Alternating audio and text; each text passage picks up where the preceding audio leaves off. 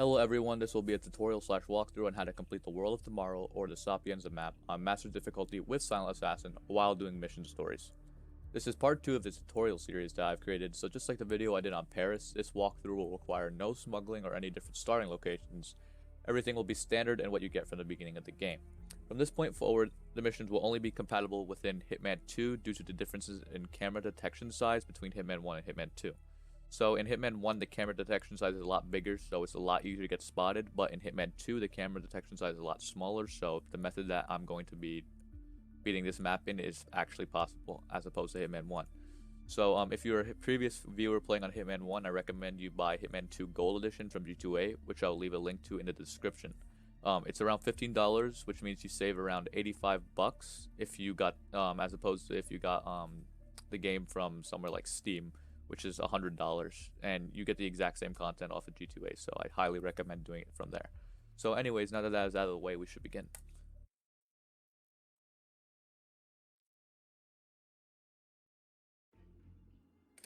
So just like Paris, timing is very important, so you're going to skip the cutscene right away. And then, as soon as a couple passes you, which is going to be instantaneously, you can lockpick this door. And the reasoning for that door is because we're gonna hide this body that we're about to grab. So what you want to do is sort of coin by that back tire, and if you go around this bike, you could actually get behind the delivery man here and get the flower bouquet, and then subdue him right afterwards. You don't need to really grab your coin afterwards because it's not really necessary, but if you really want to, you can grab it. I'm just gonna leave it there because I know I don't need it. So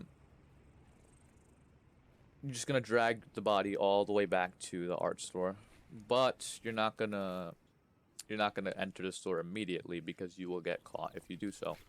But there is a timing that you can work out to make sure that you don't get caught. So this couple over here is about to turn and look at this watch sign over here, this advertisement for watches.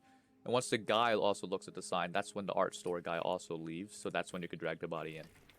So once you do that, you put it in its chest, take his disguise. And then this is when you also drop your weapon because you cannot use it within this map because you need to get frisked in the beginning. And you're actually about to get frisked like literally right now, so definitely do not need the weapon up to this point. This will be over in no time.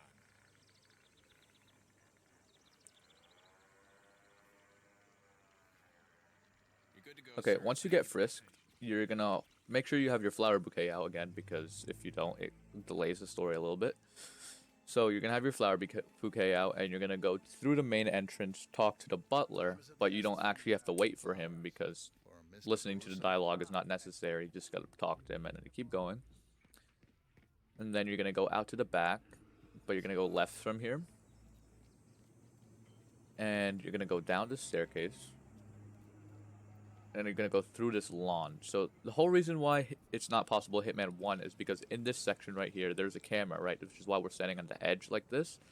But in Hitman 1, the camera will even detect the edge. So that's why it's not possible. Hitman 2, since we're standing on the edge, it's just completely fine. So once you get past that edging part, you're going to go over here and place your flowers on the grave. And then you're going to hide behind here and wait for Silvio Caruso to come.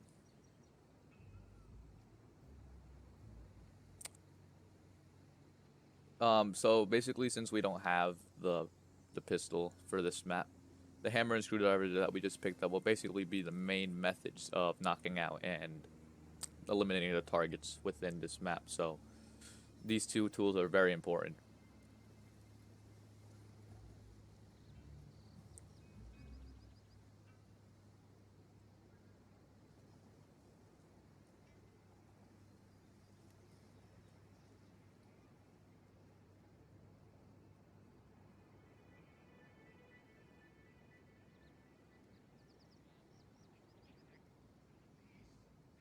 Okay, so Silvio's gonna have his tantrum at his guards, and after he dismisses them, you don't want to kill him right away because that would actually get the guards suspicious of you. So you're gonna actually wait until Silvio walks up to the tomb and actually starts praying. So when you know it's perfect to kill him, It's when the time you know it's perfect to kill him is when he puts his hand to his face when he starts praying. So that's exactly when you're gonna kill him. So once he puts it there, yep, and then perfect. Grab the screwdriver, dump the body, and then start running as fast as you can over. Actually, pull out your coin first, and then start running as fast as you can down this side of the cliff, and then throw it like onto the corner of this water fountain thing. That will actually distract the golfer who is going to walk over here, and then you get the free disguise from him, which you also need. You can pull out your hammer for this actually. So if you do it a little bit too late, then the golfer won't be able to hear it. But since we did it like that, he did hear it. So after you knock him out, you're gonna call the phone right away, like I just did. And then after the phone call, you're gonna drag his body all the way back to the wooden crate that we hid Silvio. So the way that you know that you did your timing correctly is if the way that you know that you did your timing correctly is if there's no guards along this cliff.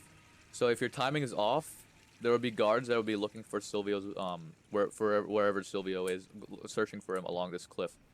So essentially, you get spotted by them if you're dragging Roberto Vargas's body, looking all the way through this cliff. So that one guard that just stayed behind would actually come and look for Silvio along this cliff if you got the timing wrong. But since we got the timing correct for this run, both of the guards will actually go back up the stairs that way, and you'll have free liberty to put Roberto Vargas's body down into this wooden crate again. So afterwards, you're going to take his disguise, and you're going to run all the way back to the side of the cliff that we abducted Roberto from.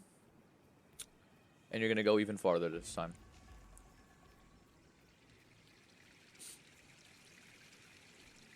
So you're actually going to make it all the way up the cliff, and you're going to go up the staircase. Go up this staircase as well to the patio, and you're going to go into this room over here on your left.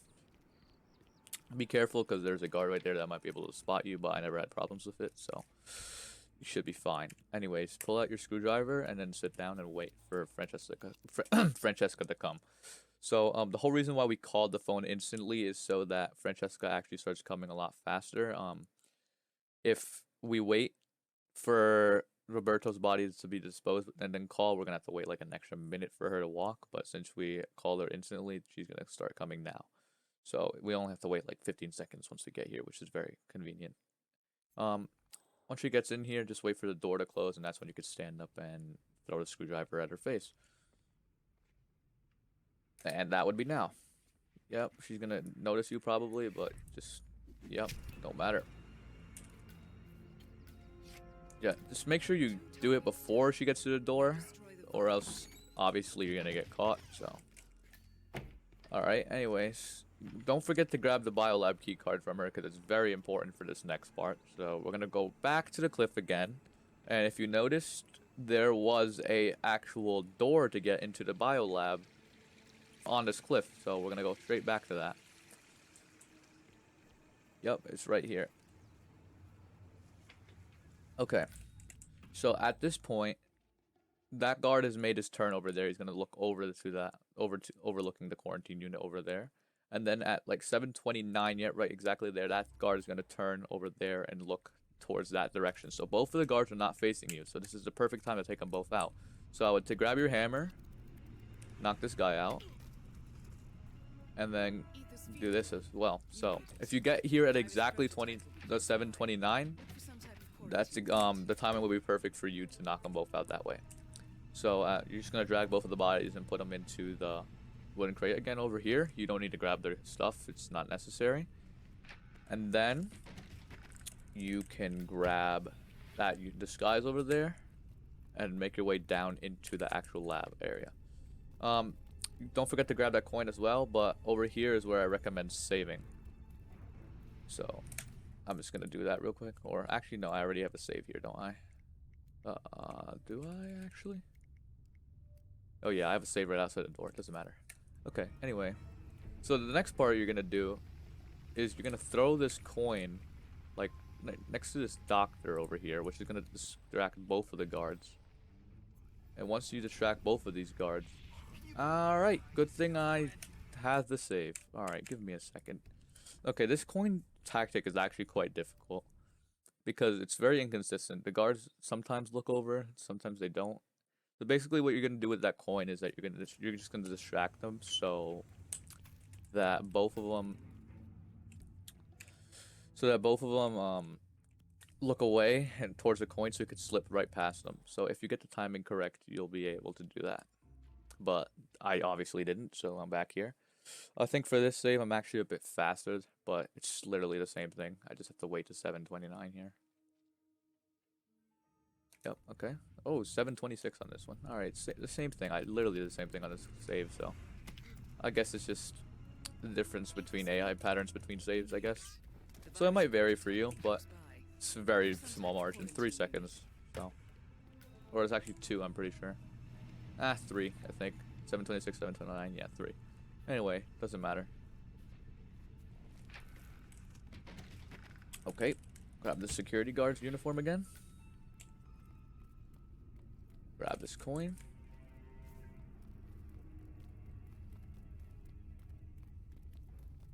Okay. And then hopefully this time when you throw it, actually, yeah, throw it like that. Hopefully this time both of them will get distracted. Yeah, both of them are looking there, and then you should get past. That was quite close, but we got past. Okay, so what you're gonna do now is get right behind this scientist and subdue him at the, like a bottom right angle, so that guy who's taking a shower over there does not see you. So if you subdue too far to the left, he's gonna catch you, and then you're gonna get compromised. So you gotta subdue very bottom right, for like a bottom right angle, basically. So once you do that, you can grab the disguise, right? And then this Hazzy guy should be leaving. Okay. And then this disguise is ready for you, and then you just wait, and you have to take out these 2 Hazzy guys before you get in, because you're actually going to be infiltrating over there, and if those guys see the bodies, that will prove to be a problem. So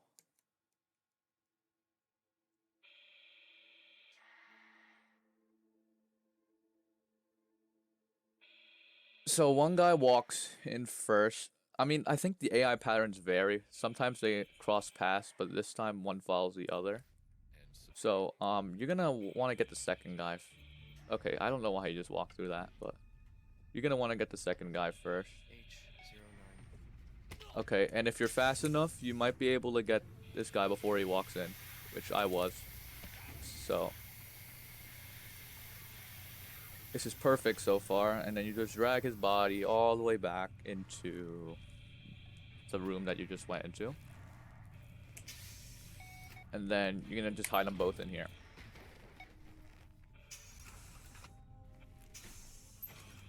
Okay, so the whole reason for that is that so they don't find the bodies after we leave this virus room. So the next step is quite simple. You just sabotage the computer over here, which will distract the near guard, the guard closest to us, like that. Okay. And then once he turns over there, you have free liberty to knock him out. Knock him out as well.